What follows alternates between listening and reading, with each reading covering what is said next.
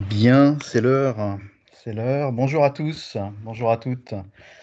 Je m'appelle Mathieu Hélas. Je propose qu'on commence. Je pense que d'autres participants vont arriver, mais on va commencer à l'heure, comme il se doit. Je suis très heureux de vous accueillir pour ce webinaire qui va durer 1 heure et qui nous permet d'une certaine façon de participer au déconfinement digital. On va l'appeler comme ça de façon à créer d'autres moments, d'autres façons de nous connecter. On est une cinquantaine déjà, a priori. Voilà, c'est super. Évidemment, dans ce genre de webinar, on a quelques règles, hein. Vérifiez que vos micros sont bien coupés, vos caméras. Et puis, vous avez dans le fil de la conversation, hein, dans le menu en bas, là, vous avez un petit logo avec affiché la conversation. Dans la conversation, vous pourrez à tout moment poser vos questions.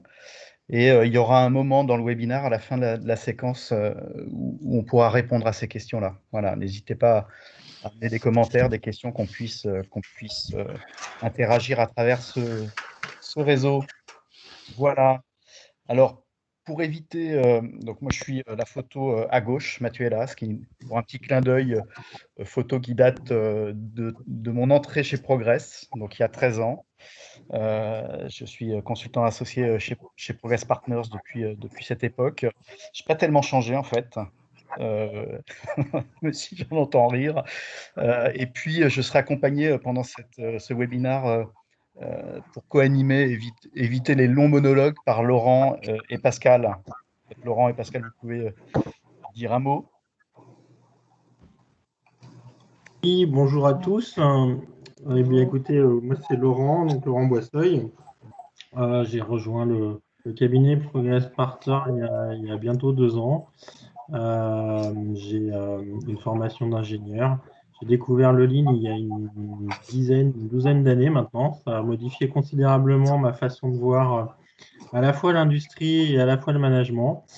Et donc, après une quinzaine d'années de poste opérationnel en industrie et un executive MBA, j'ai décidé de me lancer dans le conseil et de rejoindre le cabinet Progress. Voilà, donc je suis très heureux d'être parmi vous et j'espère que ce qu'on va vous présenter vous passionnera autant que ça nous passionne. Pascal? Oui, oui, bonjour à tous. Moi, c'est Pascal, Pascal Robertin. Je suis à droite sur les photos. Donc, moi, je suis consultant associé depuis une dizaine d'années maintenant chez ProS Partners. Et auparavant, j'ai fait une douzaine d'années dans le conseil, dans différents postes à la fois de management et de lean en France et à l'international. Voilà. Et donc, toujours passionné par ce beau métier-là. Et je suis très heureux d'être avec vous ce matin. Et donc, on va pouvoir dérouler notre présentation qui sera composée à la fois de moments assez interactifs sous forme de petits jeux et également de questions-réponses, comme Mathieu nous le rappelait, et auxquelles nous répondrons à la fin de ce webinaire-là. Donc, je passe la main à Laurent. Alors, c'est Mathieu plutôt que Laurent, mais Ah, je vais expliquer l'intention du webinaire et puis le déroulement qu'on vous propose. L'intention, on a appelé ça éveil à l'amélioration continue. On aurait pu appeler ça réveil, peut-être, parce que je pense que pour beaucoup, vous connaissez ces démarches-là, et peut-être que c'est une façon de reparcourir les basiques de l'amélioration continue pour poser un regard un peu nouveau, peut-être, hein, sur vos activités, sur vos équipes, sur votre propre mode de management. Euh, et pour nous, revenir à l'essentiel de l'amélioration continue, c'est une bonne façon. Pour nous, ça peut apporter des repères, des points d'attache, des points d'accroche dans cette période qui est, on le sait, inédite et pleine d'incertitudes. Voilà, donc comment est-ce qu'on peut relire ces fondements de l'amélioration continue pour avoir des points d'accroche qui, alors je ne sais pas si ça nous permettra de redémarrer sereinement après la crise, mais peut-être que ça peut y contribuer. Voilà. Donc ça, c'est l'intention qu'on a quand on fait ce webinaire. Et le déroulement qu'on vous propose, c'est Pascal va vous exposer dans un premier temps les règles du jeu Kahoot Et si vous n'avez pas encore installé l'application sur votre téléphone, vous pouvez le faire dès maintenant. Et pour ceux qui n'ont pas qui ne souhaitent pas installer ça sur leur mobile, on donnera un lien à travers Internet, quoi. Vous pourrez y accéder aussi sur votre ordinateur. Euh, une fois que Pascal aura présenté ses règles du jeu et comment Kahoot fonctionne, que vous soyez à l'aise, Laurent reprendra la main pour vous expliquer de façon très, très rapide qui nous sommes, hein, Progress Partners. Et puis, on lancera une petite vidéo à l'issue de laquelle on fera une petite interaction, un petit quiz sur Kahoot. Le but de ça, c'est de répondre bien et le plus vite possible, de façon à pouvoir gagner des points. Et puis, Laurent vous présentera ensuite les outils, quelques outils basiques, hein, les basiques pour nous, de l'amélioration continue. Et on fera un petit quiz à l'issue de cette présentation-là. On pourra partager des exemples, quelques exemples, pour montrer aussi en quoi ces exemples, ces outils ou ces approches basiques de l'amélioration continue peuvent contribuer à nous faire gagner. Il y aura ensuite le temps de questions-réponses et puis un moment de sondage, voilà, sur et vous, comment vous auto-évaluez sur ces basiques-là. Voilà. Et puis, on conclura à midi. Voilà. Pascal, tu nous présentes les règles Oui, du tout jeu. à fait. Alors, au niveau des règles du jeu, donc encore une fois, pensez à couper vos micros et caméras afin d'économiser le débit d'une part et d'autre part de permettre justement la fluidité de ce webinaire-là. Donc, pensez bien à interagir avec nous en posant vos questions dans le module conversation. Le module conversation se situe quand vous bougez votre souris sur votre écran. Vous avez un petit menu contextuel qui apparaît et donc deux boutons à gauche du bouton raccroché, vous avez une petite bulle qui vous permet d'afficher sur la partie droite les questions auxquelles vous pouvez vous poser. Donc, n'hésitez pas à poser vos questions dans cet encart-là. Je vous ai remis, mais vous l'avez reçu auparavant par mail, le lien vers l'application Kahoot. Alors, pour l'application Kahoot, comment ça va se passer? Donc, dans un premier temps, vous lancez l'application. Vous allez aller dans la partie basse du menu où c'est marqué Enter PIN. Donc, vous allez cliquer dessus. Dans un second temps, on va vous demander le code PIN du jeu. Donc, le code PIN du jeu n'est pas évidemment celui qui s'affiche à l'écran. Le code PIN du jeu, on va vous le fournir au moment où on va lancer le jeu. Donc, à l'écran, vous aurez le code PIN à rentrer dans l'encart blanc. Et ensuite, vous allez pouvoir renseigner votre prénom ou surnom. Ensuite, ensuite, vous allez passer dans la salle d'attente du jeu. Alors, comment ça va se passer? C'est très simple. À l'écran de votre ordinateur, vous allez avoir les questions du jeu et sur lesquelles il y aura plusieurs réponses possibles. Les réponses sont encadrées de couleurs. Et comment répondre et comment interagir avec nous? Eh bien, sur l'application de votre smartphone, vous allez choisir la couleur correspondante à la bonne réponse. Voilà. Et donc, je vous expliquerai que en fait, les questions vont, en fait, au fur et à mesure, vont pouvoir être répondues par tout à chacun. Et Mathieu nous donnera un petit commentaire sur les différentes réponses. Alors, vous avez vu dans la notice explicative que je vous ai envoyée par mail, pour avoir le plus grand nombre de points, il faut évidemment trouver la bonne réponse et répondre le plus rapidement possible. Donc ça, nous verrons à ce moment-là. Très bien, merci Pascal. Alors, juste un point très rapide sur qui nous sommes. Donc, Progress Partners, c'est un cabinet de conseil qui a été créé il y a une quinzaine d'années maintenant. Nous sommes associés consultants et consultants coach et nous sommes spécialisés dans la transformation des organisations. Alors, historiquement, la transformation des organisations, historiquement, on était sur la transformation opérationnelle et pour viser l'excellence opérationnelle avec des outils du Lean et de l'amélioration continue qu'on va vous présenter.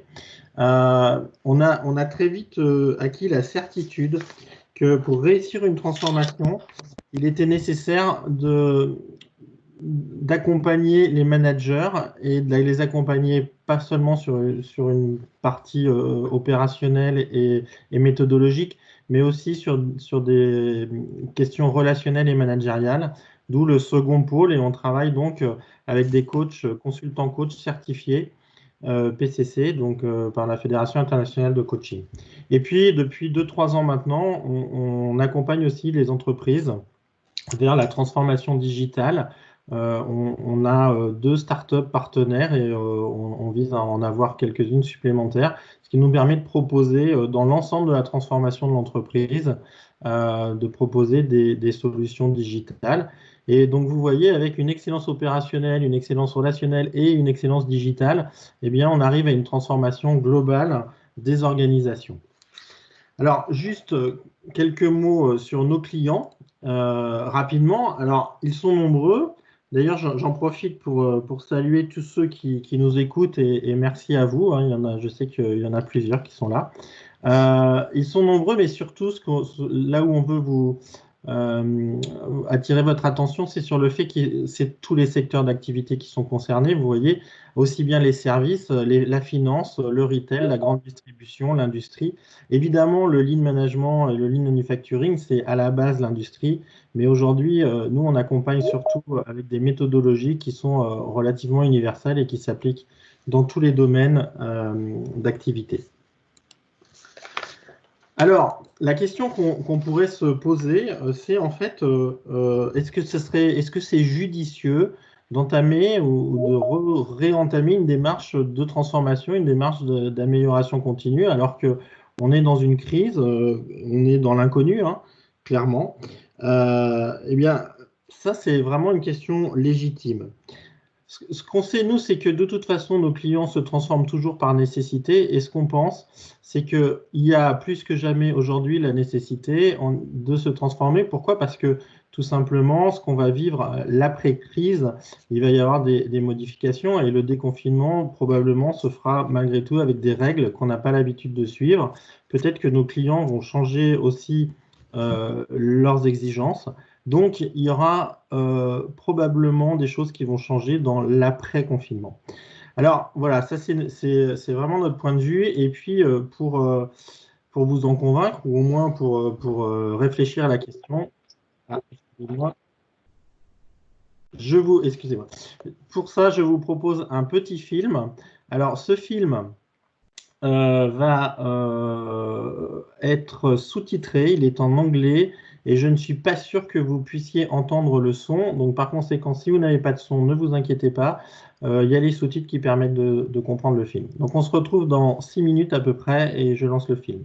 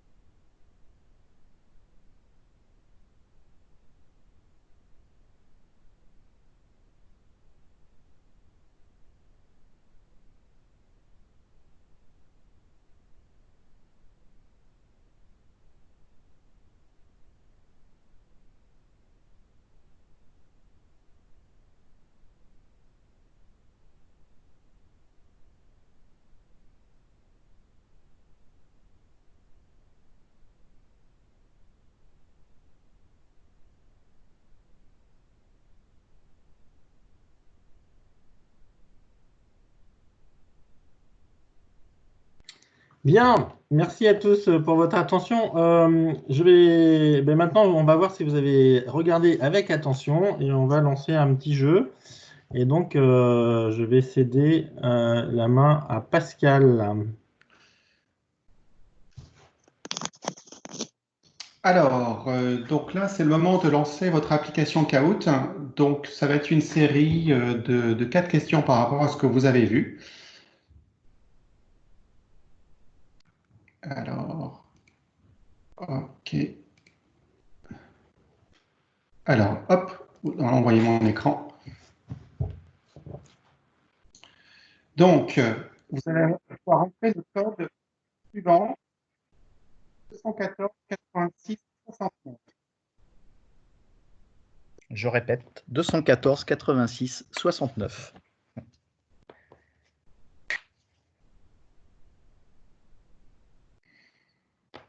On va attendre un peu que vous puissiez vous connecter.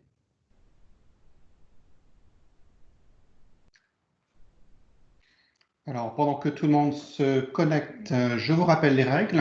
Vous allez avoir les questions à l'écran et vous allez devoir choisir sur votre téléphone ou sur smartphone la couleur de la bonne réponse. Il faut à la fois trouver la bonne réponse et répondre le plus rapidement possible.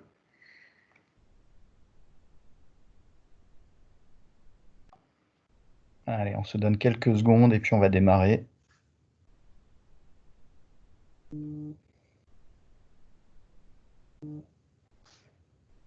Alors, quelqu'un demande de rappeler le code. Donc, le code, c'est 214 86 69.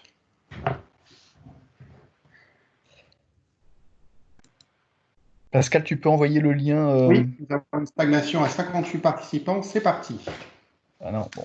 Donc, 4 questions. Je vais lire les questions. OK. Alors, l'amélioration continue va permettre de faire des innovations, à savoir des améliorations en rupture, ou bien de s'améliorer à petits pas.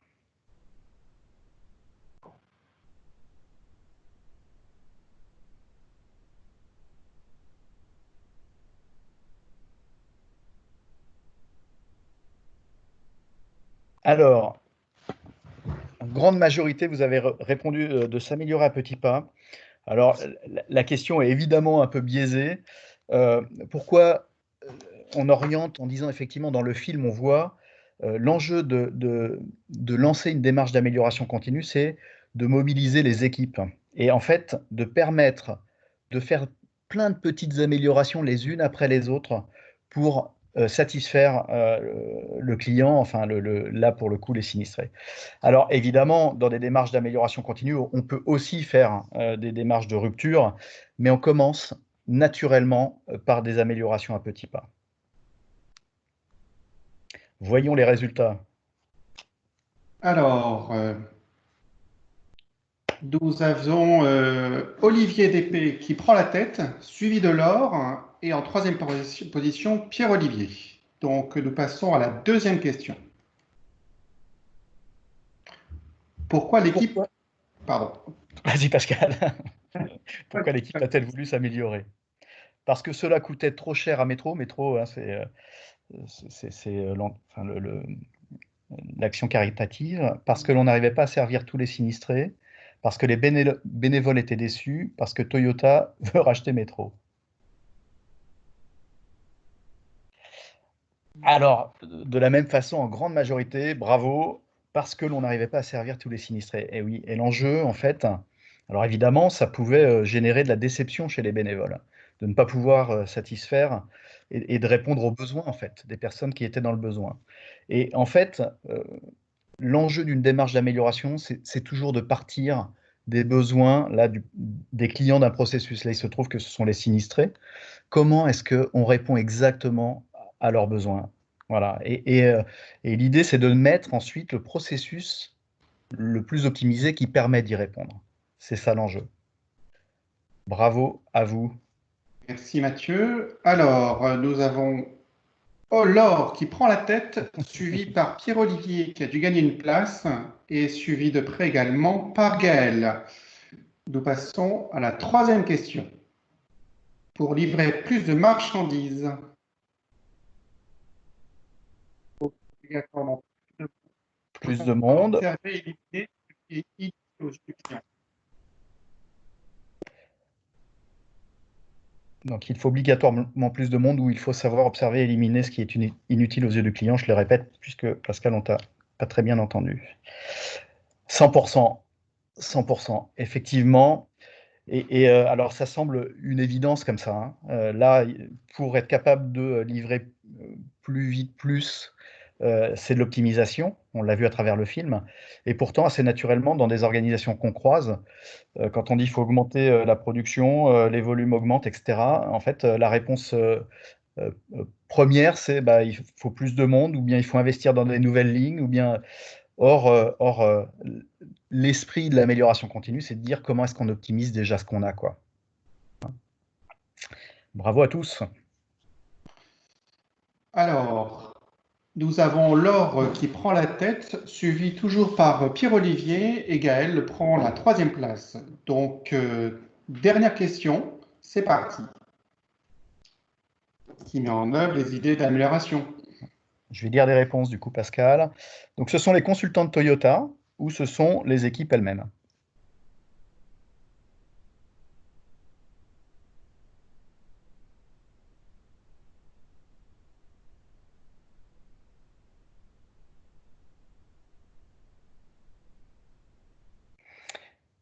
Ah, grande majorité pour les équipes et quelques réponses pour les consultants de Toyota. Alors, évidemment, les consultants ont un rôle à jouer et ils sont là pour orienter sur les méthodos, en disant tiens, on va mettre d'un côté l'équipe de bénévoles, de l'autre côté la pro des matières, on va optimiser, regardez, tiens, là on transporte un quart d'air dans les cartons, c'est du vide.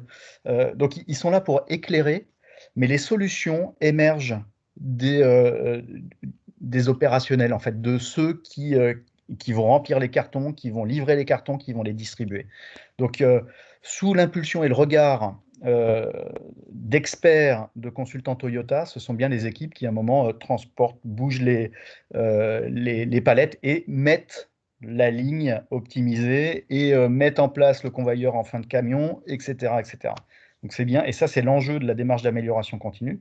C'est de faire en sorte qu'elle ne soit pas portée que par des experts, hein, des sachants, mais l'enjeu, c'est de mobiliser tout le monde dans l'amélioration de ses processus, de ses pratiques, de son comportement.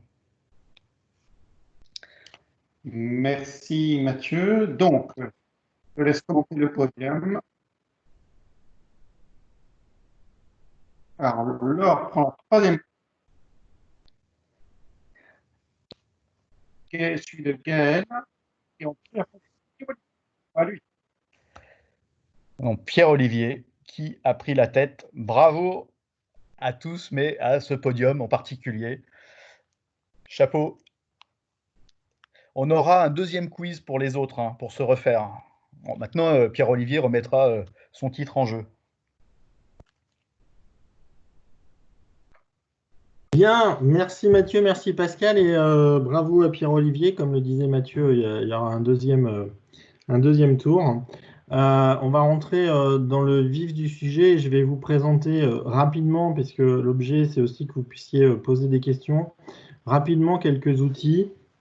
Alors, tout d'abord, on va vous raconter une histoire. On va vous raconter une histoire qui va aborder 5 points en fait, hein. Une question de posture. Pourquoi une question de posture? On l'a vu, hein, dans le film. Rentrer dans une démarche d'amélioration continue, ça nécessite des attitudes différentes, notamment la capacité à se remettre en cause et la capacité à voir dans chaque problème une opportunité de progrès. Mais pas seulement, et donc on va un peu regarder rapidement ce qu'il est possible de faire comme nouvelle posture pour l'ensemble des équipes. Et puis après, on va aborder 4 points que sont les basiques, comme le disait Mathieu, que sont les basiques du Lean, les basiques de l'amélioration continue. On va parler de gaspillage, on va parler de standards, de management visuel et de pilotage de la performance. L'enjeu de tout ça, et ça c'est vrai sur l'ensemble des étapes, c'est d'embarquer l'ensemble des collaborateurs. En fait, ce qu'on pense, c'est que quand on va déconfiner, il va falloir que vous releviez 2 enjeux. Redémarrer les activités rapidement et si possible le faire bien du premier coup. Et puis que chacun soit à sa place et que chacun soit à la bonne place, à la fois dans son niveau de compétence et à la fois dans son niveau décisionnel. Donc, excusez-moi, voilà. Alors en ce qui concerne la posture, là, nous vous présentons ce qui pour nous est vraiment la base de la modification des postures dans une démarche d'amélioration continue. C'est ce qu'on appelle la pyramide inversée. Vous avez sous les yeux la pyramide. Souvent, on représente l'entreprise sous forme pyramidale avec tout en haut, au sommet du triangle, le top management et en bas les équipes. Nous, on la représente de manière inversée. Alors pourquoi ça? Dans une démarche d'amélioration continue, en fait, tout vise à la satisfaction totale du client. Cette satisfaction totale du client, elle se base sur 3 critères que sont... Laurent, on a perdu, excusez-moi, on a perdu le visuel sur la pyramide inversée. Excusez-moi, donc je vais essayer de vous remettre le visuel. Ah oui, c'est le partage à sauter. C'est bon? Attends, oui, c'est bon. Merci. C'est tout bon, Laurent. Bien, excusez-moi. Donc, tout vise à la satisfaction du client. Et comme je vous disais, la satisfaction du client, elle se base sur 3 critères, qualité, coût, délai. En tant que consommateur, en tant que client, on fait tous en permanence un compromis entre ces 3 critères. Ce qu'on dit aussi, ce qui est fondamental, c'est que cette création de valeur, la création de valeur qui permet de passer des besoins du client à la satisfaction du client, elle est apportée par ce qu'on appelle le gemba. Alors le gemba, c'est un mot japonais qui veut dire en fait la grande salle, le terrain, le lieu où les choses se passent, le lieu où justement cette valeur est créée. Et donc, qui est sur le gemba et qui crée cette valeur? En général, ce sont les opérateurs. Alors dans une usine, ça peut être les gens qui sont en production, mais ça peut être aussi pour la création d'un service, les gens qui sont devant leurs ordinateurs dans un service bancaire, par exemple. Le gemba, ça va être les gens qui permettent aux clients d'obtenir leur crédit, etc. C'est là où on va passer du besoin du client à la satisfaction du client. Donc, les gens du gemba sont les seuls à vraiment connaître les processus et à vraiment être en capacité de savoir là où il y a des problèmes et comment il faudrait faire pour résoudre ces problèmes. C'est pour ça qu'on inverse la pyramide. On dit qu'en fait, l'essentiel, tout se passe sur le gemba, sur ce terrain. Alors, le management, à quoi il sert? Le management et les services supports, que sont la qualité, la maintenance et autres, ils servent à venir aider et animer le gemba à améliorer les processus. Alors, vous voyez qu'au niveau du changement de posture, c'est quelque chose d'assez fort, puisque on a à la fois un changement de posture du management, et ça, on le voit très très bien dans la pyramide inversée, c'est-à-dire que le management soutient. Le management n'est pas là pour dire comment il faut faire, le management est là pour écouter et aider le gemba à mettre en place les solutions. Mais il y a aussi un changement de posture pour les gens du gemba. Parce que souvent, et vous le verrez si vous rentrez dans cette sorte de démarche, souvent les gens du gemba pensent qu'ils sont là uniquement pour faire des opérations, pour produire le service ou pour produire un produit manufacturé. En fait, on a aussi un changement de posture puisqu'on demande aux gens du gemba non seulement d'être capables de produire, bien sûr, mais aussi d'alerter quand un processus ne fonctionne pas et de donner ses idées et de participer à la résolution des problèmes. Donc, c'est un enjeu majeur. Alors, une fois qu'on a fait ça, on va s'intéresser à ce qui se passe sur le gemba. Et la première chose qu'on va faire sur le gemba, c'est en fait se dire, pour satisfaire le client, qu'est-ce que je dois faire? Alors, tout ce qui participe à la satisfaction du client, nous, on appelle ça la valeur ajoutée. Tout ce qui n'y participe pas, on appelle ça des muda. C'est le deuxième et je pense dernier mot japonais qu'on donnera dans ce webinaire. Les muda, ce sont les gaspillages et donc c'est exactement l'opposé de la valeur ajoutée. C'est-à-dire c'est quelque chose qu'on fait mais qui ne va pas apporter de valeur au client. Si on prend le petit film, qu'est-ce que c'est la valeur ajoutée dans le film qu'on a vu? En fait, nous, on en voit deux principales. C'est mettre les aliments dans le carton, mettre le bon nombre de boîtes et les boîtes nécessaires dans le carton. Et c'est vraiment le geste de les mettre dans le carton. Et puis, c'est distribuer ces cartons aux sinistrés. Donc, vous voyez bien que quand on met 11 secondes plutôt que 3 minutes pour faire un carton, on ne touche pas du tout à la satisfaction du client. Le client, il a le même carton, il y a la même chose dedans. Par contre, eh ben, on va pouvoir faire dans un même temps beaucoup plus de cartons et donc satisfaire beaucoup plus de clients. Alors, pour s'entraîner et pour mieux visualiser les Muda, en fait, on les a mis par famille. Alors, on a 7 familles de Muda. On a le Muda de surproduction. Alors, la surproduction, rapidement, qu'est-ce que c'est? C'est tout simplement produire plus que ce que demande le client. Imaginons dans le film qu'on ait 1000 sinistrés et qu'on fasse 1200 cartons. Eh ben, à un moment, on va rester avec 200 cartons sur les bras et le temps qu'on aura passé à faire ces 200 cartons ne servira à rien. On a une autre famille de Muda que sont les stocks. Alors, les stocks, c'est aussi les encours. On a tout ce qui concerne les attentes, tout ce qui concerne les transports, tout ce qui concerne les mouvements. Quand on parle de Muda de mouvement, ce sont en fait des mouvements superflus ou des mouvements difficiles pour le corps humain qui vont engendrer par exemple des TMS. On a bien sûr la famille des défauts, donc tout ce qui est non-qualité. Et puis on a ce qu'on appelle les Muda de processus, c'est quand nos processus intègrent à l'intérieur de ce qu'on demande à faire aux gens des Muda. En fait, c'est quand le processus ne se concentre pas uniquement sur la valeur ajoutée. Alors, de ces 7 Muda, on considère qu'il y en a un qui est pire que les autres, c'est la surproduction. Pourquoi? Parce que quand vous produisez plus que la demande client, en fait, souvent, vous êtes amené à faire des stocks, vous êtes amené à attendre, vous êtes amené à transporter ces stocks, vous êtes amené à faire des mouvements qui ne servent à rien. Et probablement, la logistique de vos stocks va engendrer des défauts et vous allez très probablement perdre des produits qui sont en stock. Donc, on considère que la surproduction est le pire des Muda. Donc, alors ça, les Muda, hein, c'est quelque chose que vous pouvez faire dès aujourd'hui. Hein, c'est réfléchir à vos processus dans toutes vos activités et vous dire, tiens, ce que je suis en train de faire là, en quoi ça va m'aider à satisfaire le client? Donc, c'est un petit questionnement que vous pouvez commencer dès maintenant. Alors, une fois qu'on a chassé le Muda, en fait, le Muda est assez mesquin, il faut le savoir, parce qu'une fois chassé, il a tendance à revenir. Et alors, comment va-t-on faire pour que le Muda reste en dehors du Gemba? Eh bien, c'est avec ce qu'on appelle les standards. Qu'est-ce que c'est un standard? On a une définition. Hein. Le standard, c'est la meilleure façon. Alors, quand on dit meilleure, c'est la plus sûre, la plus simple, la plus économique, la plus qualitative, connue à ce jour pour réaliser une opération. Le standard, il va évidemment se travailler et être réalisé par une équipe pluridisciplinaire et par les gens du terrain. Un standard ne se fait pas dans un bureau par des gens qui ne connaissent pas, qui ne vivent pas les problèmes que vivent les gens tous les jours. Donc ce standard, il est réalisé dans un mode participatif.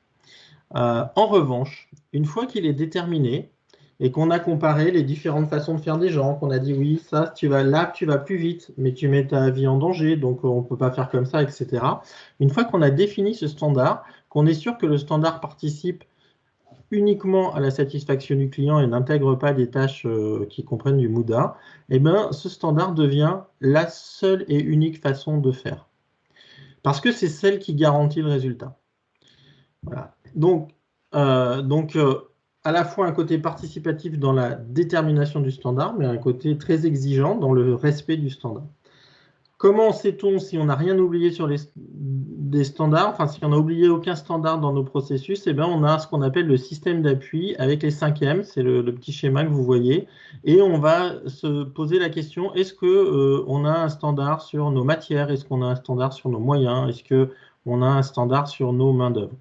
Il y a une façon de déterminer un standard pour s'assurer que le milieu dans lequel on travaille est optimal. C'est un outil qu'on ne verra pas aujourd'hui, mais que vous connaissez peut-être, qui s'appelle le 5S.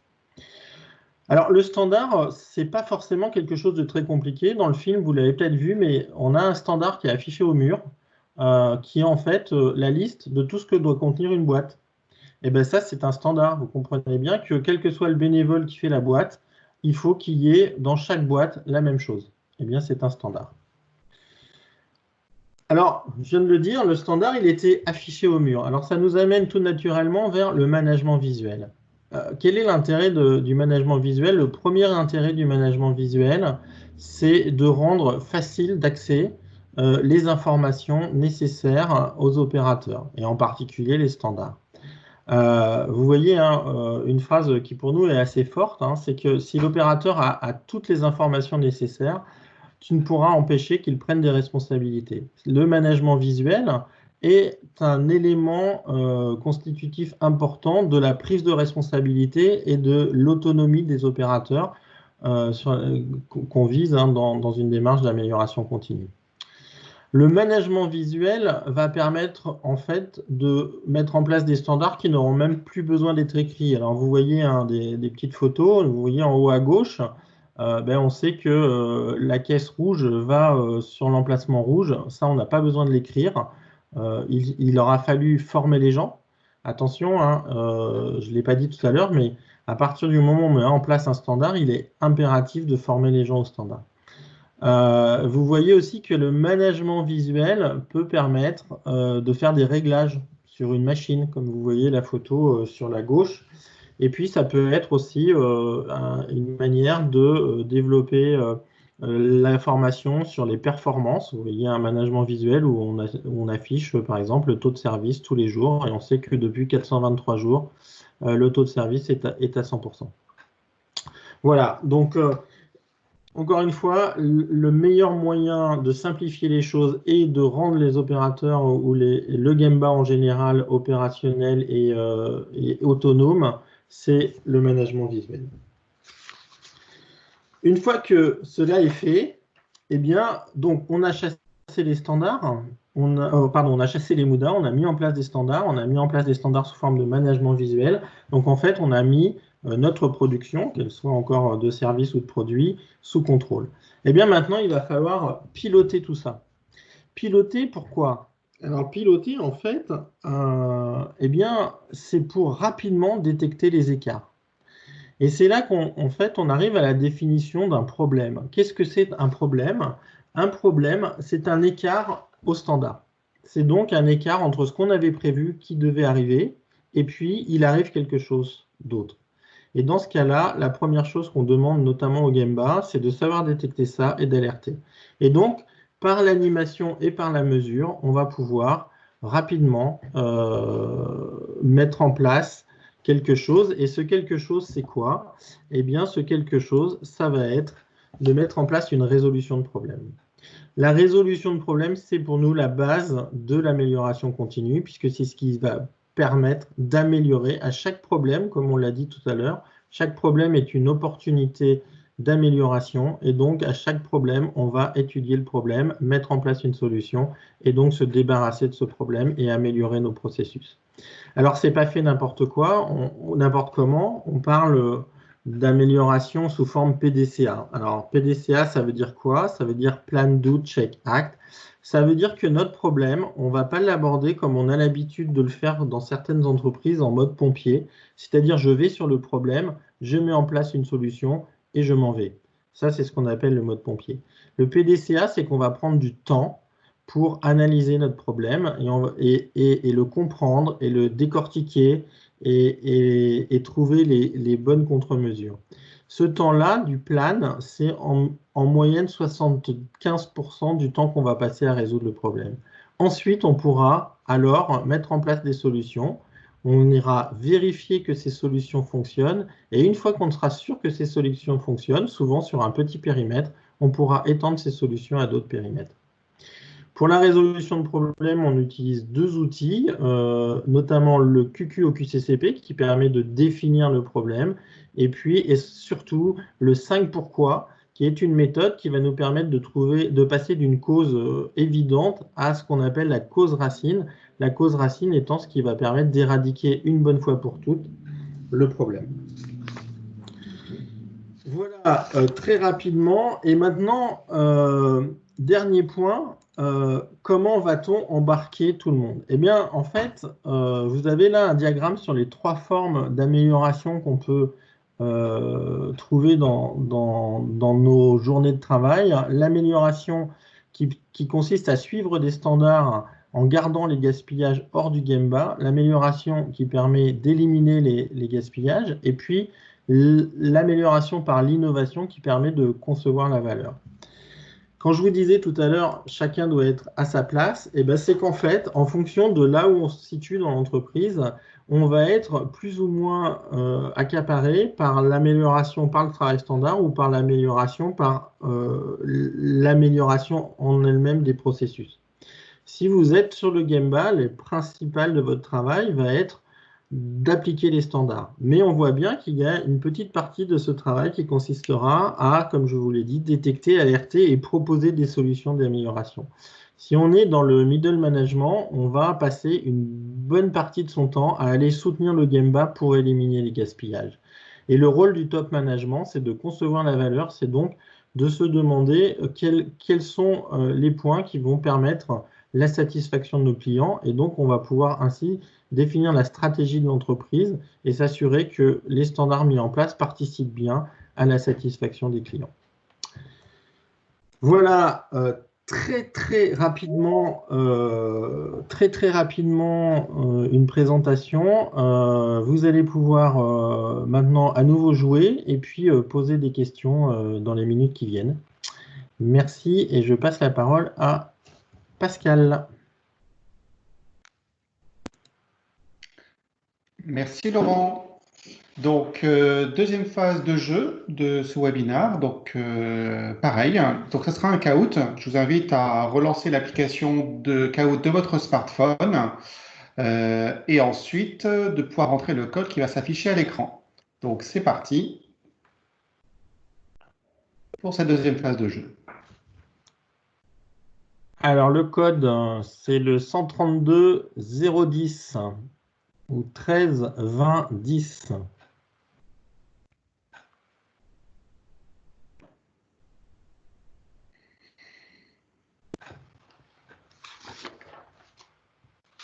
On va attendre quelques secondes.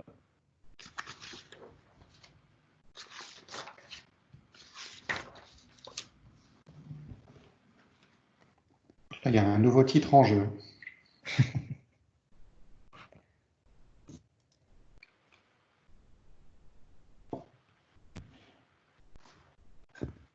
Allez, qu'on ait au moins le même nombre de participants que tout à l'heure.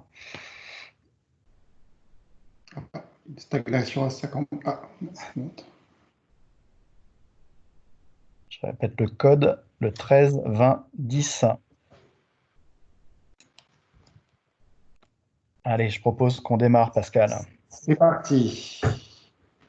C'est vraiment parti. Il y en a encore qui arrivent. T'as encore 2 secondes. Allez, vas-y, Pascal. Allez, c'est parti. C'est frustrant. Alors, 4 questions. Je vais les dire, Pascal. Alors, quel est le pire des Muda? Le stock, le défaut, la surproduction ou le déplacement, les mouvements?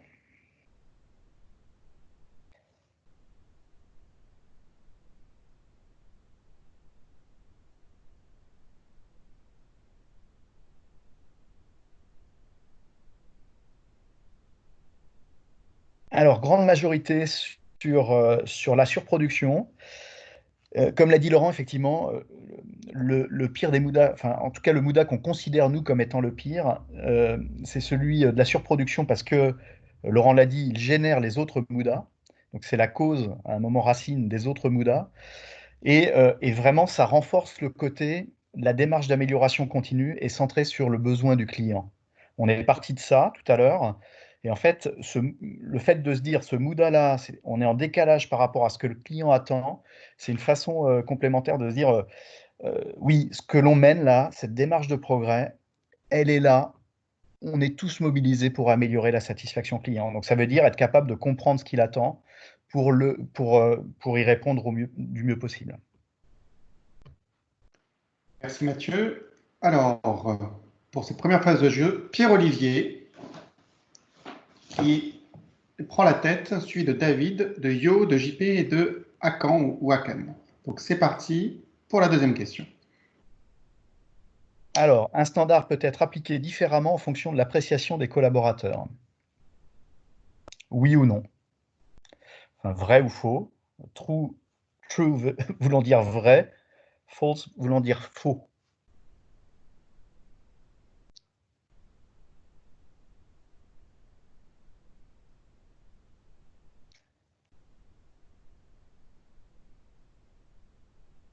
Alors, il y a une grande majorité, mais c'est plus équilibré. Enfin, il y a plus de réponses sur le vrai. Alors, c'est une question, on pourrait y passer très très longtemps en fait. Bien sûr, Laurent a insisté sur le fait que une fois qu'on a défini un standard, il y avait une façon de faire qu'on souhaitait voir appliquée par tous. La question, c'est a-t-on besoin de standards partout? Et à partir du moment où on décide d'avoir un standard, c'est qu'on considère que c'est important de l'avoir pour garantir le résultat, comme le disait Laurent, ou autrement dit, pour travailler en sécurité, garantir la qualité, garantir les coûts, les délais, et en fait les attentes du client, in fine. Donc, mieux vaut moins de standards, mais ces standards-là, on les a bien posés avec les utilisateurs et on s'assure qu'ils sont connus, donc on a bien formé et appliqué. Et là, il n'y a qu'une façon de faire. Alors évidemment, ça n'évite pas la variabilité réelle hein, dans l'application de ces standards-là, que de vouloir tout standardiser alors que certaines pratiques n'apportent aucun impact sur la sécurité, la qualité, les coûts, le délai et la satisfaction du client in fine. Donc on voit des fois des entreprises où il y a énormément de standards, mais quels sont ceux qui permettent vraiment le système d'appui pour mobiliser les ressources vers le client? Voilà, donc, et c'est là où il y a de la respiration possible. Hein. Merci Mathieu. Alors, nous avons Yo qui prend la tête juste devant Pierre-Olivier, suivi de JP, de Seb et de David. Donc, troisième question. Le management visuel sert-il à se décider plus vite? Vrai ou faux? Et je ne redonnerai pas la traduction. Je ne vous ferai pas cet affront.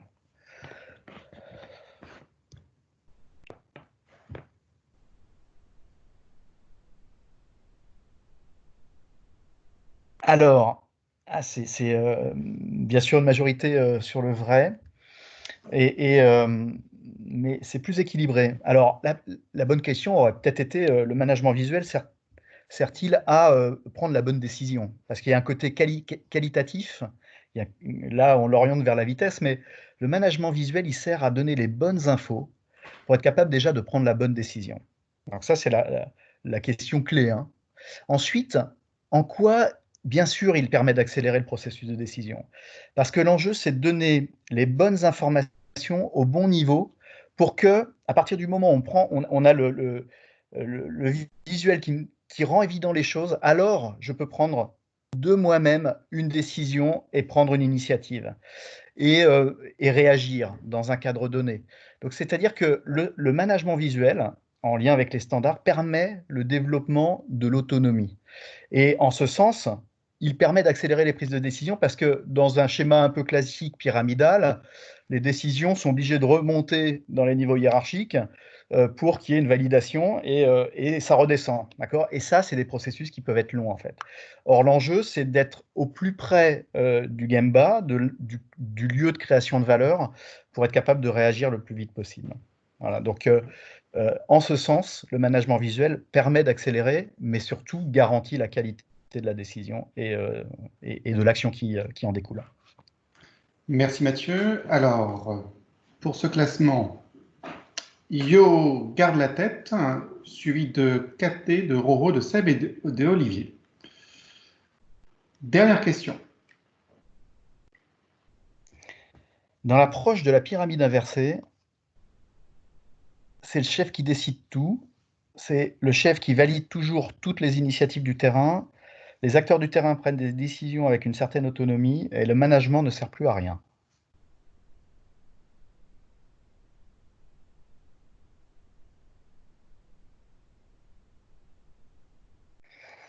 Là, oui. Alors là, très très grande majorité, les acteurs du terrain prennent des décisions avec une certaine autonomie. C'est tout l'enjeu. Alors la question, effectivement, c'est le chef qui valide toujours toutes les initiatives du terrain. C'est le toujours toutes qui pose question, parce que si on est obligé de passer par le chef pour tout valider, et en permanence, ça veut dire que l'autonomie n'existe pas. L'autonomie euh, n'est qu'un discours, hein. Or, l'autonomie, c'est permettre, dans un cadre donné, à un individu ou à une équipe de s'emparer d'une responsabilité. Donc l'autonomie s'accompagne toujours de responsabilités, qui s'accompagne aussi toujours de compétences. Parce que pour être capable de répondre à ce cadre et aux attentes que l'on a vis-à-vis de moi, je dois avoir les compétences pour être capable d'y répondre. Et donc là, on voit le lien direct avec la formation, avec le plan de développement de compétences, avec les standards qui sont là aussi pour aider à tenir ce cadre et à tenir la fonction attendue. Ok, donc non, le chef, dans ce cadre donné, avec l'accompagnement que je viens d'évoquer, non, le chef ne valide pas toujours tout, sinon c'est pas de l'autonomie et il n'y a pas de prise d'initiative en fait. Et c'est lié directement à ce qu'on appelle le droit à l'erreur, c'est-à-dire qu'il n'y a pas de démarche de progrès sans prise d'initiative, il n'y a pas de prise d'initiative sans le droit de se tromper. Alors évidemment, on fait tout pour éviter, hein, dans un processus PDCA, on anticipe au maximum. Maintenant, on n'est pas à l'abri de se tromper, mais de rétropédaler, d'apprendre des erreurs et de recommencer. Hein, une organisation qui ne tolère aucune erreur ne peut pas être dans une démarche d'amélioration continue. Merci Mathieu. Donc, le podium pour ce deuxième jeu. Alors, en troisième position, bravo Margot. Médaille de bronze, médaille d'argent Olivier Dépé. Et le titre revient à Yo. Yo. Bravo à vous trois, bravo à tout le monde. Et merci de vous être prêtés à ce jeu.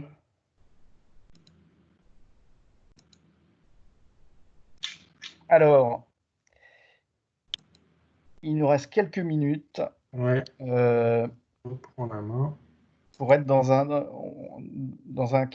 un format question-réponse. Rapidement. Ah oui, pardon, Pascal. Ouais. Ouais, rapidement, quelques exemples, parce que donc, on veut vous montrer quelques exemples de réalisation, mais surtout pour vous dire, on n'a pas parlé de rapidité. Alors évidemment, la démarche d'amélioration continue, c'est une démarche infinie. C'est vraiment quelque chose l'idée, c'est que ça devienne culturel et que ça ne se termine jamais. Ça ne veut pas dire que les gains ne peuvent pas être rapides. Et là, on vous a donné quelques exemples de chantiers qu'on a pu faire. Et vous voyez que on est capable d'aller chercher 250 000 euros en un mois. On est capable d'aller chercher 300 000 euros en 6 mois ou 30 points de TRS en un mois sur des chantiers où on vient accompagner une équipe en production. On voit aussi, ça peut se faire en bureau d'études, hein, où on peut aller chercher du time to market, par exemple, baisser de 20% le time to market sur un chantier de 3 mois. Pour vous dire qu'il faut savoir que la plupart des résolutions de problèmes, la plupart des problèmes que vous rencontrez vont être, on estime à 80%, sont solutionnables en quelques jours, quelquefois quelques heures. Vous avez vu, il n'a pas fallu, pour passer de 3 minutes à 11 secondes pour remplir la boîte, il n'a pas fallu faire un projet pendant 6 mois. Il a juste fallu mobiliser une équipe peut-être pendant 2-3 jours et les gains, ils sont immédiats, quoi. Donc c'est surtout là-dessus qu'on voulait attirer votre attention, c'est que dès que vous allez mettre, bien sûr c'est une démarche longue, mais dès que vous allez la commencer, vous serez capable de trouver des gains et de trouver des gains significatifs dans vos organisations. Voilà Mathieu, et je te laisse du coup. Alors on va garder, il y a quelques questions auxquelles je vais répondre et vous pouvez continuer à alimenter et on poursuivra l'échange après ce webinaire si vous voulez nous contacter par LinkedIn et on pourra s'appeler aussi si vous le souhaitez. Trop de standards tue le standard, Emmanuel. Oui, trop de standards tue le standard. On est convaincu de ça. C'est-à-dire qu'à un moment, l'idée, c'est pas de basculer de l'autre côté du cheval et de passer d'une organisation où il n'y a pas de standard à vouloir tout standardiser. L'enjeu, c'est de standardiser ce qui a un impact sur la sécurité, sur la qualité, sur les coûts, sur les délais. Et ça, L'idée aussi, hein, pour sortir du carcan, c'est de mobiliser les équipes pour dire de quoi avons-nous besoin pour faire du mieux possible notre activité et répondre finalement aux clients de notre processus. Et quand on est dans cette réflexion-là, on mobilise les équipes non seulement sur la création des standards, comme Laurent l'évoquait, mais sur le choix des standards dont on a besoin. Et là, c'est assez naturel finalement quand on participe à l'élaboration et à l'identification des standards dont on a besoin, c'est beaucoup plus simple ensuite de les appliquer. Parce que, en fait, on n'est pas juste des exécutants de standards, on est des contributeurs de la construction d'un système robuste. D'accord? Donc, l'enjeu, hein, c'est pas de mettre des standards partout, parce qu'à partir du moment où on a décidé de mettre un standard en place, alors on doit vérifier son application. Et vérifier son application, c'est être sur le terrain pour vérifier qu'il est réellement appliqué. C'est lui montrer un intérêt. Donc à un moment, c'est pas possible de poser des standards et de ne jamais montrer d'intérêt à ces standards-là. C'est le meilleur moyen pour que les standards soient pas appliqués. Puis après, on rentre dans une entreprise où on crée des standards pour se faire plaisir. Lucie, il faut donc commencer à former le management dans un premier temps. Ah ouais, ça c'est la clé en fait. Vous voyez bien que en fait c'est le risque de beaucoup d'entreprises d'aborder la démarche d'amélioration continue par une approche outil. Or c'est un système de progrès qu'on construit qui repose sur un système de management. Et donc évidemment ça commence par accompagner, former et ensuite accompagner dans le temps et sur le terrain et dans des activités le management à tous les niveaux, à tous les étages. C'est-à-dire que de la direction jusqu'au terrain et du terrain jusqu'à la direction, hein, il y a des activités qu'on mène en parallèle, évidemment, mais il faut qu'il y ait un alignement managérial pour inverser cette pyramide. Sinon, il y a des activités locales qui se passent, mais qui vont à l'encontre d'un système de management culturel de l'entreprise. Et il faut un sponsor, top manager, complètement. Et c'est en lien, Emmanuel, c'est en lien, c'est-à-dire que s'il n'y a pas d'alignement jusqu'à la tête pour aller dans cette dynamique-là, à un moment, les opérationnels, ils vont assez facilement, en fait. Parce que les mobiliser, même si ça peut déstabiliser, hein, en disant c'est pas mon rôle d'apporter des réponses, c'est toujours mon chef, il est payé pour ça, et je comprends pas qu'on vienne me demander maintenant des améliorations, ok, mais assez vite ça bascule parce qu'ils y trouvent un intérêt immédiat. La difficulté, c'est être sûr que l'ensemble du management est aligné pour lâcher prise et développer la compétence et libérer les énergies, j'allais dire, dans un cadre, hein, pour qu'il y ait une vraie autonomie. Voilà. Donc ça, c'est vraiment c'est la clé. C'est la clé. Et il y a un changement de posture, effectivement, et ça s'accompagne parce qu'il faut aussi. C'est pas simple, quoi. Hein. C'est pas simple. Le changement n'est pas simple. Ça me touche en tant que manager, et donc j'ai besoin d'être guidé, quoi. J'ai besoin d'être guidé. J'ai besoin aussi qu'on me fasse des feedbacks. J'ai besoin de comprendre là où je peux agir, ok. Parce que je lâche quelque chose, mais pour aller vers quoi? Et voilà. Donc on est tous différents par rapport à ça. Hein. Cela peut remettre en question le top management, je pense oui, avoir évoqué ça, effectivement, ça commence par les postures managériales et donc ça change, ça doit changer. Chacun est sur ce chemin en fait du changement, y compris le top management. Il ne s'exclut pas de cette dynamique-là, sinon ça ne peut pas marcher. Voilà, il est 12h03. Je pense avoir répondu à peu près aux questions. Je n'ai peut-être raté une ou deux, comment identifier sponsor. Ce que je propose, c'est si vous avez encore des questions, qu'on poursuive l'échange à travers LinkedIn. On sera très heureux de prendre un moment au téléphone, un moment enfin, ou en visio ou même par écrit. Hein. On peut poursuivre cet échange-là, quoi. Alors, on va passer au petit sondage, sûrement. Non, je propose Non, je pense Pascal. qu'on va libérer les gens. Moi, juste pour vous dire qu'on a prévu trois webinaires dans les jours qui viennent, toujours en lien avec comment on va pouvoir repartir avec des choses qui vont changer, des comportements, des besoins clients, etc., qui vont changer. Donc, vous pouvez cliquer sur le QR code pour vous inscrire dès maintenant. On introduira une partie digitale dans les prochains webinaires avec notre partenaire Shizen, qui est une start-up, qui va donner des solutions digitales qui seront peut-être très utiles dans les prochaines semaines si on n'a toujours pas le droit de se concentrer dans une pièce et autres. Et puis, le webinaire du 24 avril sera avec une de nos coachs consultants qui, elle, parlera du management des émotions, puisque les gens qui vont venir travailler auront peut-être la boule au ventre, certains auront peut-être perdu des proches. Enfin, là encore, il y aura des choses différentes qui vont se passer et il faudra, notamment pour le manager, savoir aussi gérer les émotions des gens. Voilà, donc maintenant, pour terminer complètement, effectivement, comme l'a dit Mathieu, on reste à votre disposition. S'il vous plaît, si vous pouvez prendre encore quelques secondes pour répondre à notre questionnaire de satisfaction, c'est important pour nous, d'autant que ça pourra nous permettre aussi d'apporter des réponses lors des prochains webinaires à des questions que vous vous posez et les modifier en conséquence. Et puis, vous pouvez nous joindre tous les trois sur LinkedIn, nous poser des questions, continuer la conversation et on est à votre disposition. Merci beaucoup à tous. Je vous ai mis pour ceux qui n'ont pas de flashcode, je vous ai mis dans le module conversation le lien vers le questionnaire de satisfaction du webinaire, ainsi que directement le formulaire d'inscription pour nos 3 prochains webinaires dont Laurent a mentionné.